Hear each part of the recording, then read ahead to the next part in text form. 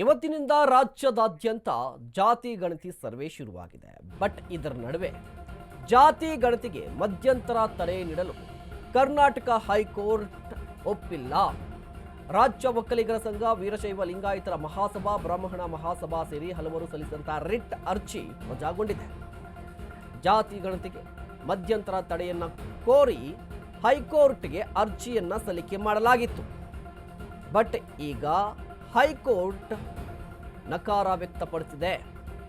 ರಾಜ್ಯ ಒಕ್ಕಲಿಗರ ಸಂಘ, ವೀರಶೈವ ಲಿಂಗಾಯತ ಮಹಾಸಭಾ, ಬ್ರಾಹ್ಮಣ ಮಹಾಸಭಾ ಸೇರಿದಂತೆ ಹಲವಾರು ಖಾಸಗಿ ವ್ಯಕ್ತಿಗಳು ರಿಟ್ ಅರ್ಜಿಯನ್ನ ಸಲ್ಲಿಕೆ ಮಾಡಿದ್ರು.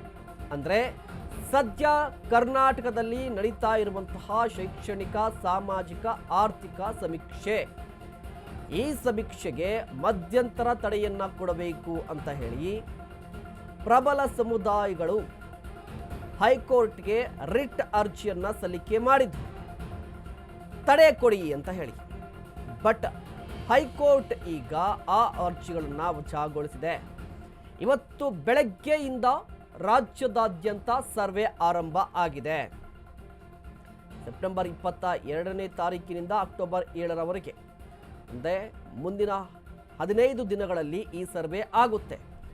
ಬಟ್ ಈ ಸರ್ವೆಯನ್ನ ಮಾಡಬಾರ್ದು, ಒಂದಿಷ್ಟು ಲೋಪದೋಷ ಇದೆ. ಜಾತಿ ಕಾಲಮಲ್ಲಿ ಜಾತಿಯ ಪಕ್ಕದಲ್ಲಿ ಕ್ರಿಶ್ಚಿಯನ್ ಅಂತ ಸೇರಿಸೋದಕ್ಕೆ ವಿರೋಧ ವ್ಯಕ್ತವಾಗ್ತಾ ಇದೆ. ಧರ್ಮದ ಕಾಲಂನಲ್ಲಿ ನಾಸ್ತಿಕ ಅಂತ ಸೇರಿಸಿದ್ದಾರೆ. ಜೊತೆಗೆ ಇಡೀ ಸರ್ವೆ ಏನಿದೆ, ಈ ಎಲ್ಲ ಸರ್ವೆಯೂ ಕೂಡ ಅವೈಜ್ಞಾನಿಕವಾದದ್ದು, ಅವೈಜ್ಞಾನಿಕವಾಗಿ ಈ ಸರ್ವೆಯನ್ನು ನಡೆಸ್ತಾ ಇದ್ದಾರೆ ಅನ್ನುವ ಆರೋಪ. ಇದೇ ಕಾರಣಕ್ಕಾಗಿ ರಾಜ್ಯ ಒಕ್ಕಲಿಗರ ಸಂಘ, ವೀರಶೈವ ಲಿಂಗಾಯತ ಮಹಾಸಭಾ, ಬ್ರಾಹ್ಮಣ ಮಹಾಸಭಾ ಸೇರಿದಂತೆ ಹಲವು ಖಾಸಗಿ ವ್ಯಕ್ತಿಗಳು ಹೈಕೋರ್ಟ್ನಲ್ಲಿ ಅರ್ಜಿಯನ್ನ ಸಲ್ಲಿಕೆ ಮಾಡಿದ್ರು, ಮಧ್ಯಂತರ ತಡೆಯನ್ನ ಕೊಡಿ ಅಂತ ಹೇಳಿ.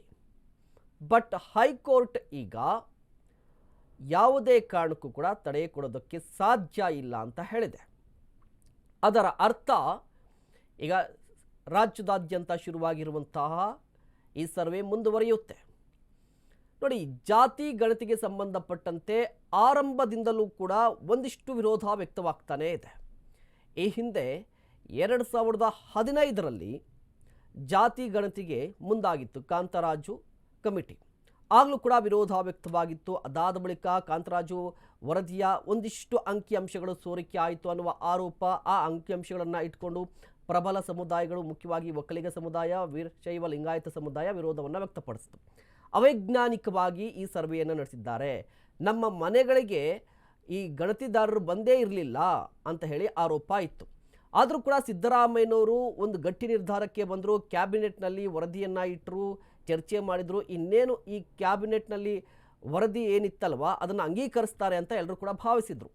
ಬಟ್ ಕಾಂಗ್ರೆಸ್ ಹೈಕಮಾಂಡ್ ಅದಕ್ಕೆ ಬ್ರೇಕ್ ಹಾಕಿದ್ದು, ಹೊಸದಾಗಿ ಸರ್ವೆ ಮಾಡಿ ಅಂತ ಹೇಳ್ತು. ಸೊ ಸಿದ್ದರಾಮಯ್ಯನವರು ಕೂಡ ಹೊಸದಾಗಿ ಸರ್ವೆಗೆ ಮುಂದಾಗಿದ್ದಾರೆ. ಈ ಹೊಸದಾಗಿ ಸರ್ವೆ ಮುಂದಾಗಿದ್ದರೂ ಕೂಡ ಒಂದು ಆರೋಪ ಇದೆ. ಏನು ಅಂತ ಹೇಳಿದ್ರೆ, ರಾಜ್ಯ ಸರ್ಕಾರ ಜಾತಿ ಗಣತಿಯನ್ನು ಮಾಡಬಾರ್ದು, ಈಗ ಮಾಡಲಿಕ್ಕೆ ಮುಂದಾಗಿರುವಂಥ ಗಣತಿ ಏನಿದೆಯಲ್ವ ಇದು ಅವೈಜ್ಞಾನಿಕವಾಗಿದ್ದು, ಹೀಗೆ ಒಂದಿಷ್ಟು ಆರೋಪಗಳು ಕೂಡ ಕೇಳಿ ಬರ್ತಾ ಇದೆ. ಇದೇ ವಿಚಾರಕ್ಕೆ ಸಂಬಂಧಪಟ್ಟಂತೆ ಆರ್ ಅಶೋಕ್ ಅವರು ಕೂಡ ರಿಯಾಕ್ಟ್ ಮಾಡಿದ್ದಾರೆ. ಒಕ್ಕಲಿಗ ಮುಸ್ಲಿಂ, ಒಕ್ಕಲಿಗ ಕ್ರಿಶ್ಚಿಯನ್ ಅಂತ ವಿಂಗಡಣೆ ಯಾಕೆ ಅಂತ ಪ್ರಶ್ನೆಯನ್ನು ಕೇಳಿದ್ದಾರೆ. ಜಾತಿ ಗಣತಿ ಅಲ್ಲ, ಸಾಮಾಜಿಕ ಮತ್ತು ಶೈಕ್ಷಣಿಕ ಸಮೀಕ್ಷೆ ಅಂತ ಹೇಳ್ತಾ ಇದ್ದಾರೆ. ಆದರೂ ಕೂಡ ಒಕ್ಕಲಿಗ ಮುಸ್ಲಿಂ, ಒಕ್ಕಲಿಗ ಕ್ರಿಶ್ಚಿಯನ್ ಅಂತ ವಿಂಗಡಣೆ ಯಾಕೆ ಅನ್ನೋದು ಮಂಡ್ಯದಲ್ಲಿ ವಿರೋಧ ಪಕ್ಷದ ನಾಯಕರ ಪ್ರಶ್ನೆಯಾಗಿದೆ. ಮತಾಂತರ ಮಾಡಲು ಸಿದ್ದರಾಮಯ್ಯ ಬ್ರಾಂಡ್ ಅಂಬಾಸಿಡರ್ ಆಗಿದ್ದಾರೆ. ಕಾಂಗ್ರೆಸ್ ಸರ್ಕಾರದ ದುರಾಡಳಿತದಿಂದ ರಾಜ್ಯ ಸರ್ಕಾರ ಅಥವಾ ರಾಜ್ಯ ದಿವಾಳಿ ಆಗ್ತಾ ಇದೆ. ಸಿದ್ದರಾಮಯ್ಯ ಮನೆಯಲ್ಲೇ ಜಾತಿ ಸಮೀಕ್ಷೆ ಪ್ರತಿಗಳು ಪ್ರಿಂಟ್ ಆಗಿವೆ, ಮುಂದೆ ನಮ್ಮ ಸರ್ಕಾರ ಬಂದ ಮೇಲೆ ಸರಿಪಡಿಸ್ತೀವಿ ಅಂತ ಹೇಳಿ ಆರ್ ಅಶೋಕ್ ರಿಯಾಕ್ಟ್ ಮಾಡಿದ್ದಾರೆ. ವಿರೋಧ ಪಕ್ಷದ ನಾಯಕ ಆರ್ ಅಶೋಕ್ ಅವರು ಕೂಡ ಆರಂಭದಿಂದಲೂ ಕೂಡ ಜಾತಿ ಗಣತಿಯನ್ನ ವಿರೋಧ ಮಾಡ್ತಾನೆ ಇದ್ದಾರೆ. ಹೌದು, ಒಂದು ಕಡೆ ಇದು ಜಾತಿ ಗಣತಿಯಲ್ಲ, ಟೆಕ್ನಿಕಲಿ ಇದು ಸಾಮಾಜಿಕ ಶೈಕ್ಷಣಿಕ ಸಮೀಕ್ಷೆ, ಹೌದು ಸರಿ ಆಯಿತು.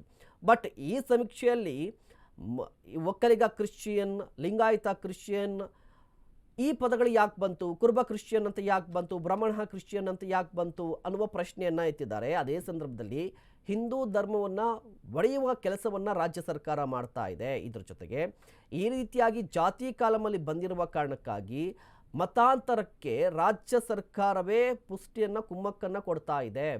ಸಿದ್ದರಾಮಯ್ಯನವರು ಧರ್ಮವನ್ನು ಹೊಡಿತಾ ಇದ್ದಾರೆ. ಸಿದ್ದರಾಮಯ್ಯನವರ ಮನೆಯಲ್ಲೇ ಈ ರೀತಿಯ ಪ್ರಿಂಟ್ಗಳು ಆಗ್ತಾ ಇದೆ. ನಾವು ಅಧಿಕಾರಕ್ಕೆ ಬಂದರೆ, ಅಂದರೆ BJP ಅಧಿಕಾರಕ್ಕೆ ಬಂದ ನಂತರ ಎಲ್ಲವನ್ನು ಕೂಡ ಸರಿಪಡಿಸ್ತೀವಿ ಅಂತ ಹೇಳಿ ಮಂಡ್ಯದಲ್ಲಿ ವಿಪಕ್ಷ ನಾಯಕ ಆರ್ ಅಶೋಕ್ ಹೇಳಿಕೆಯನ್ನು ಕೊಟ್ಟಿದ್ದಾರೆ.